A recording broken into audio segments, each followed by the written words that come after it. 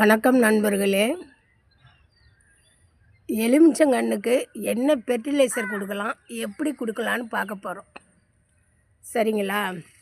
இது எலுமிச்சங்கன்று வச்சு ஒரு 1.5 மாதம் இருக்கும்.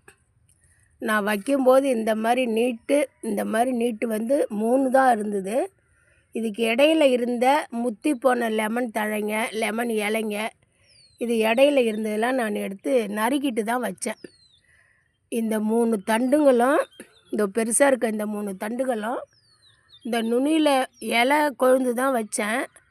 ஆனால் நான் வச்சு 1.5 மாதம் ஆகுது. எவ்வளோ வந்து இளந்தளிர் குருத்துகள் வந்திருக்கு பாருங்கள். சரிங்களா? என்னுடைய சேனல் வந்து அம்மு தோட்டம் சேனல். இதில் வந்து எலுமிச்சங்கன்றை எப்படி வைக்கிறதுன்னு வீடியோவே போட்டிருக்கேன், ஷார்ட் போட்டிருக்கேன். எப்படி வைக்கணும், எவ்வளோ மண் கலக்கணும்லாம் டெமோ பண்ணி காமிச்சிருக்கேன். அது அம்மு தோட்டத்தை பார்த்திங்கன்னா எலுமிச்சங்கன்று வைக்கிறதுன்னு நல்லாவே தெரியும் உங்களுக்கு. இப்போ இதில் வந்து என்ன எரு போடலாம் அப்படின்னு கேட்குறீங்க. மாடி தோட்டத்தில் வளர்த்தா வாரத்துக்கு ஒரு தடவை கண்டிப்பாக நம்ம இயற்கை ஃபெர்டிலைசர் கொடுத்து தான் ஆகணும். தோட்டத்தில்னா உங்களுக்கு 15 டேஸ் ஒரு முறை, 10 டேஸ் ஒரு முறை கொடுக்கலாம். பூமியே அதுக்கு தகுந்த தேவையான சத்து கொடுத்துரும். இது ஒரு வாரத்துக்கு ஒரு தடவை. இதுக்கு தேவையானது 100 மல்லாட்டை புண்ணாக்கு. என்கிட்ட தோட்டம் நிறையா இருக்குது. நான் 2.5 கிலோ வாங்கி ஒரே டைம் ஊற வச்சு எல்லாத்துக்கும் 2 டேஸ் சென்று போடுவேன். ஆனால் தோட்டம் சின்னதாக இருக்கிறவங்க 1/2 கிலோ 1 கிலோ புண்ணாக்கு வாங்கிட்டு வந்து வாரத்துக்கு ஒரு தடவை ஒரு கைப்பிடி புண்ணாக்கு ஊற வச்சு அதில் தண்ணி கலந்து தான் கொடுக்கணும். தண்ணி கலந்து கொடுக்கணும் மஸ்ட்டு.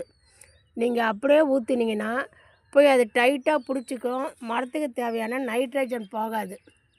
அப்படியே அடைப்பட்ட மாதிரி வேறு காயறதுக்கு வாய்ப்பு இருக்குது. அப்புறம் மீன் அமிலம். என்னுடைய அம்மு தோட்டம் சேனலில் மீன் அமிலம் எப்படி தயாரிக்கிறதுன்னு போட்டிருக்கேன்.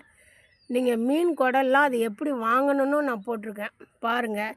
மீன் அமிலம் நான் மீன் குடல்லாம் சேர்த்து நாட்டு சர்க்கரை கலந்து 21 நாள் வச்சுருந்து மீன் அமிலம் அது கொடுக்கலாம்.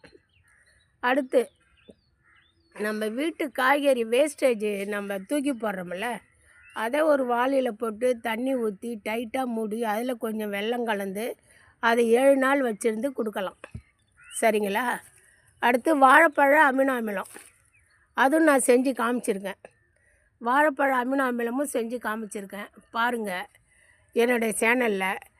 அதுவும் 21 நாள் பழத்தை பொடியாக அரிஞ்சிக்கணும், தோலையும் பொடியாக அரியணும். நீட்டாக போட்டால் அவ்வளோ சீக்கிரம் மக்காது. நாட்டு சர்க்கரை போட்டு ஒரு குச்சை விட்டு கிளறி அதை டைட்டாக 21 நாள் வச்சுருந்து அதையும் எலுமிச்சங்கன்றுக்கு போடலாம். நிறையா இருக்குது. மல்லாட்டை தோல், நம்ம சாப்பிட்ற தோலை கொண்டாந்து வாரி ஒவ்வொரு ட்ரம்முக்கும் ஒவ்வொரு பழமரத்துக்கும் போட்டுடலாம். அது நாள்பட்டு ஃபெர்டிலைசர் கிடைக்கலன்னா அப்படியே போடலாம். இல்லைன்னா மிக்சியில் கொட்டி தூளாக்கி போடுங்க, அதுவும் சத்து. 1 மாதத்துக்கு ஒரு தடவை எலுமிச்சங்கன்று இருக்கிற பாத்திரத்தையோ ட்ரம்மையோ மண்ணை கிளறி விடுங்க. நம்ம உரம் கொடுக்க திக்னஸாக இருக்கிறதெல்லாம் மேலே போய் பிடிச்சிக்கும். அதனால் நம்ம கிளறி விடணும். 1.5 மாதத்தில் எனக்கு லெமனுடைய வளர்ச்சி பாருங்கள். இன்னொரு மரம் தானாக வந்த மரம் இருக்குது, அதையும் காட்டுறேன். இது இன்னொரு மரமாக இங்கே பாருங்கள். இலையில் வெள்ளையாக இருக்குது பாருங்கள், தெரியுதுங்களா? நல்லா பாருங்கள், இலையில் வெள்ளையாக இருக்கும். இது நம்ம யூஸ் பண்ணது நல்லா தெரியுது பாருங்கள். நம்ம யூஸ் பண்ண லெமன் விதை விழுந்து நம்ம பால்கனியில் முளைஞ்சி அதை ஒரு 60 ரூபா டப்பில் ஒரு 2 வருஷம் வச்சுருந்து அது என்னுடைய ஒரு 2.5 அடி வளர்ந்து எலுமிச்சம் இதில் வந்து இந்த மாதிரி வெள்ளையாக ஆகி வேரெல்லாம் கீழே சுற்றி ஆயிடுச்சுமா. நம்ம கிரீன் நெட்டு கட்டுறதுக்கு வர சொன்னோம்.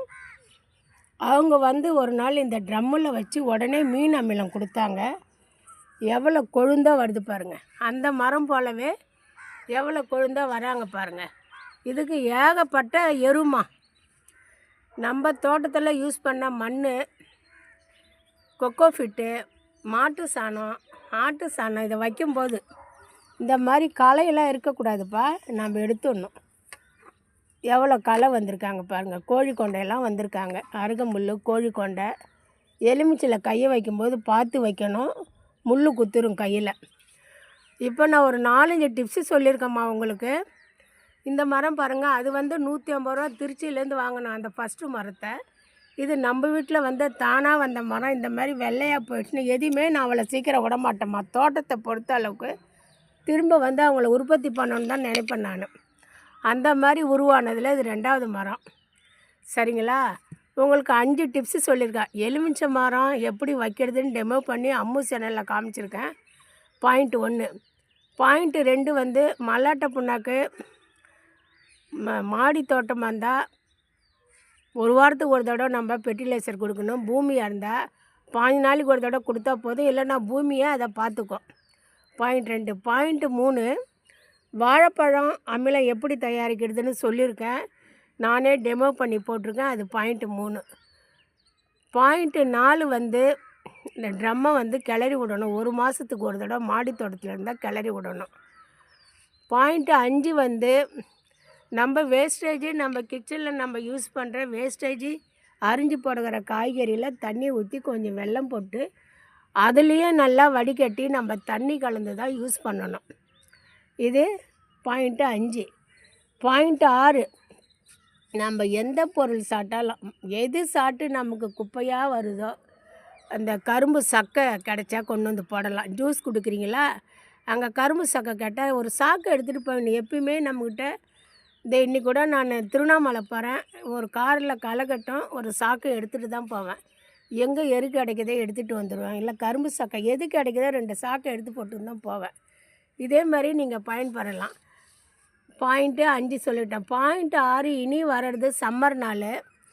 மாடி தோட்டம் வச்சுக்கிறவங்க அந்த தோட்டம் ட்ரம்மோ தொட்டியோ எதுவோ அதில் தோட்ட செத்தைகளோ தேங்காய் பஞ்சுகளோ தேங்காய் மட்டைகளோ என்ன வேணாலும் உங்களுக்கு வெயிலில் செடிகள் காயாத போடலாமா. சரிங்களா? இந்த செடி வச்சு 1 மாதம்தான் இருக்கும். ஒரு விவசாயி வந்து அழகாக வச்சு கொடுத்தாருமா. ஒரே மாதம்தான் இருக்கும். எவ்வளோ பசுமை வந்திருக்காங்க பாருங்கள்.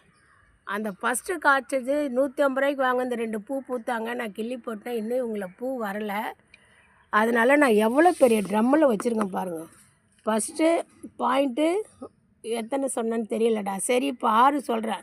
நம்ம எந்த பழமரம் மாடியில் வச்சாலும் இந்த மாதிரி ட்ரம்மில் தான் வைக்கணும். இது 250 200 தான்.